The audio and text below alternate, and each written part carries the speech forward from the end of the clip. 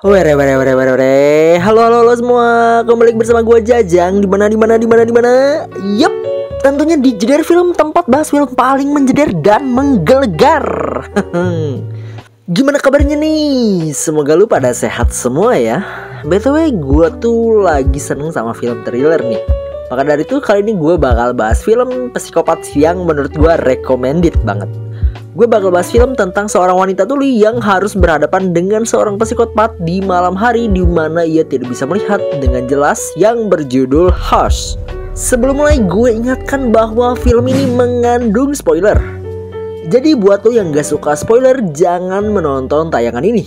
Oke, tanpa berlama-lama lagi, langsung aja kita mulai alur film Hush ini. Here we go.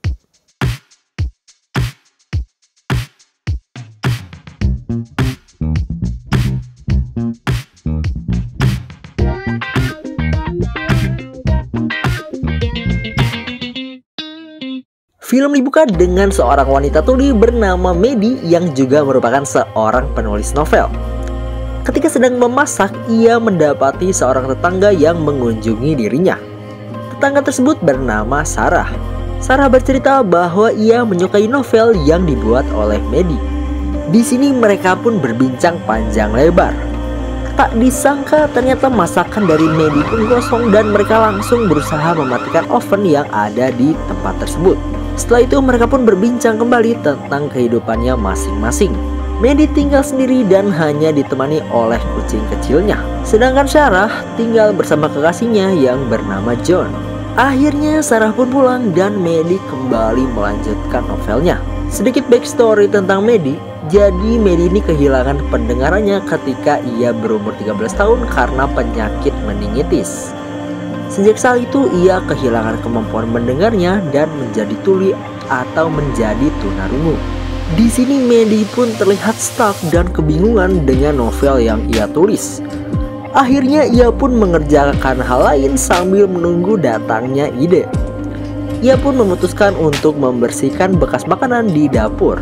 Namun tak disangka-sangka tiba-tiba muncul Sarah yang dikejar oleh seorang pria bertopeng. Sarah meminta bantuan kepada Maddie. Namun Maddie yang tidak dapat mendengar terus mengerjakan pekerjaannya. Sarah pun mati di tangan psikopat tersebut dan ia pun diseret ke sebuah tempat. Namun Maddie pun belum menyadari hal ini dan terus menjalankan aktivitasnya. Ia pun melanjutkan untuk menulis novelnya. Namun akhirnya dia pun tetap stuck balik. Di sini psikopat tersebut sudah mulai memasuki rumah Maddie dan mengambil HP-nya. Tiba-tiba teman Maddie yang bernama Max mulai menelpon Maddie dan menanyakan kabarnya. Mereka pun berbincang panjang lebar. Max ini mengkhawatirkan Maddie yang tinggal sendiri di sebuah rumah tersebut. Ia menawarkan untuk kembali ke rumahnya dan tinggal dengannya di kota. Namun di tengah perbincangan mereka, Max menyadari bahwa ada seseorang di belakang Maddie. Namun Maddie berdalih bahwa itu hanyalah kucingnya dan bukan siapa-siapa. Di sini Max pun lega dan akhirnya mereka pun mengakhiri teleponnya. Maddie pun bangun dan berusaha mencari kucingnya untuk memberikan makanan. Namun ketika pergi ke sana kemari, ia tidak menemukan apapun.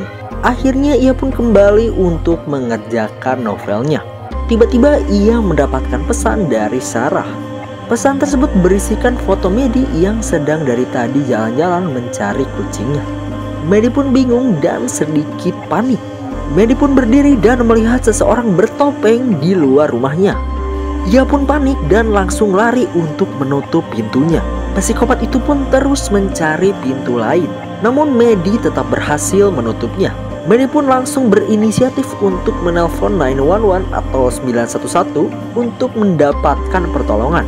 Namun sayangnya psikopat tersebut jauh lebih pintar. Ia langsung mematikan listrik yang ada di rumah dan akhirnya wifi di rumah tersebut pun mati. Psikopat itu pun langsung mengempeskan mobil milik Maddie agar Maddie terjebak dan tidak dapat kemana-mana. Maddie pun berjaga mencari alat-alat untuk bertarung seperti pisau dan juga palu.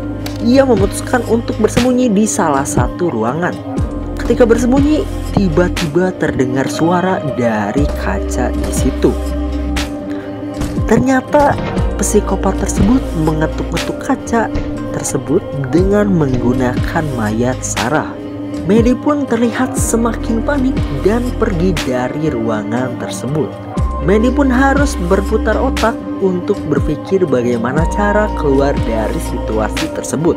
Lalu ia teringat bahwa Sarah menyimpan HP di saku belakangnya. Akhirnya ia berencana mengambil HP tersebut.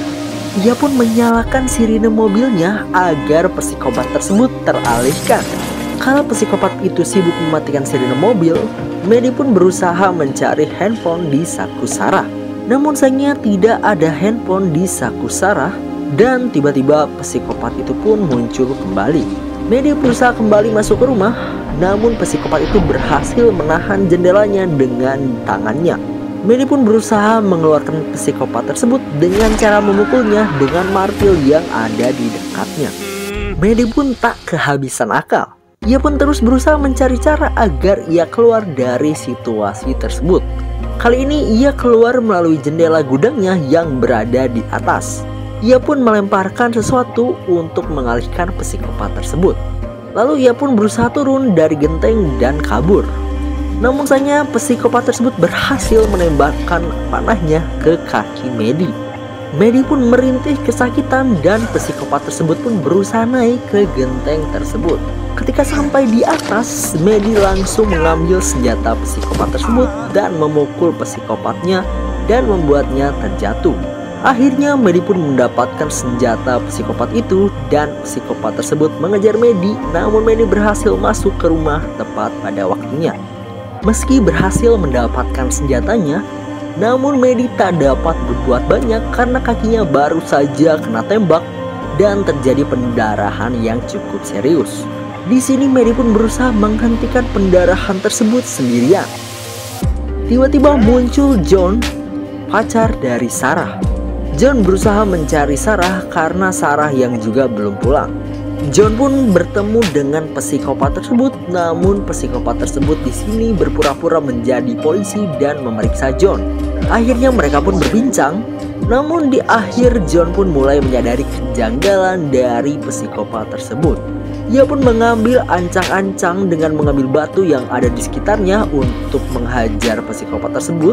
Namun tiba-tiba Maddie pun muncul dan membuat konsentrasi John terpecah. Tiba-tiba psikopat tersebut langsung menusuk leher John dan John pun terjatuh. Namun John tidak juga menyerah dan berusaha menyerang psikopat tersebut dengan cara mencekiknya.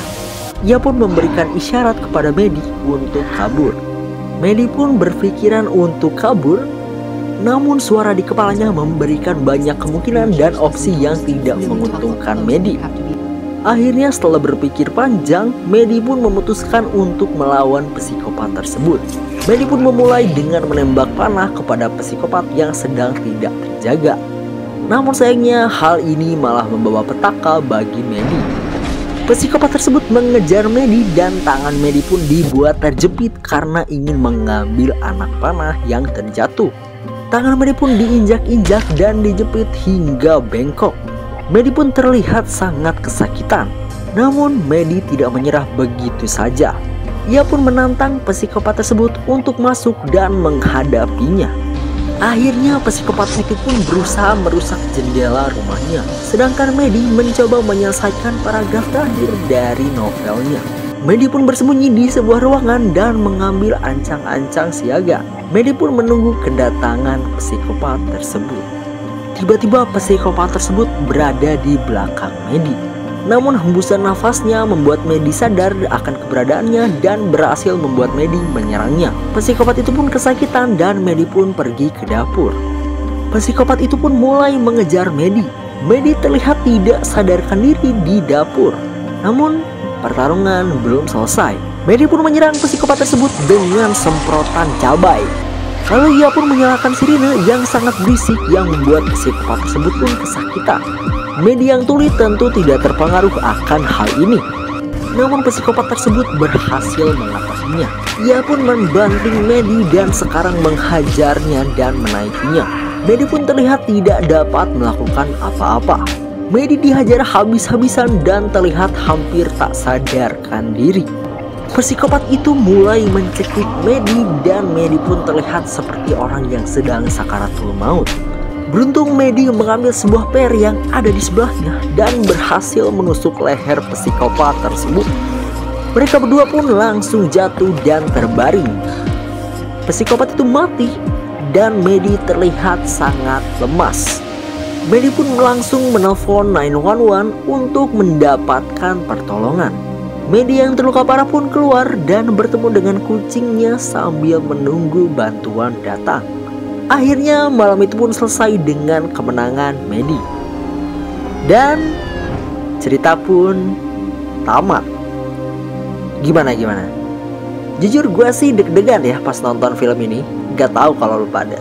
Tapi sekarang kita langsung masuk aja ke reviewnya menurut pribadi gue ya. Jujur gue nonton film ini tanpa ekspektasi apa-apa. Dan sejujurnya gue bukan penggemar berat film psikopat. Tapi film ini menurut gue oke banget. Gregetan dan deg-degannya itu dapet banget. Film ini juga katanya punya vibes mirip film A Quiet Place dan Bird Box. Jadi kalau ada yang suka dua film tersebut, mungkin film ini wajib ditonton. Walaupun bagus, tapi menurut gua film ini kurang sempurna karena ada plot hole dan motivasi karakter yang kurang kuat. Buat gua pribadi ini cukup ngeganggu sih. Contohnya adalah gua nggak suka ketika psikopat tersebut buka topeng, soalnya motivasinya kurang menarik dan vibes mengerikannya langsung menurun. Tapi mungkin buat sebagian orang hal ini nggak masalah. Ya fine-fine aja sih, cukup worth it juga kok buat ditonton.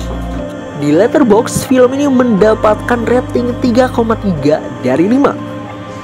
Sedangkan Jedar Film sendiri akan memberikan film ini rating 3 dari 5. Alasannya adalah karena film ini cukup menegangkan, durasinya juga singkat dan gak bakal makan waktu yang cukup banyak. So, film ini worth it. So, mungkin segitu aja review dari Oza Channel kali ini. Thanks for watching. Don't forget to like, subscribe, dan jika lo ingin request film untuk direview, bisa tinggalkan jejak di kolom komentar. And I'll see you in the next video. Thank you.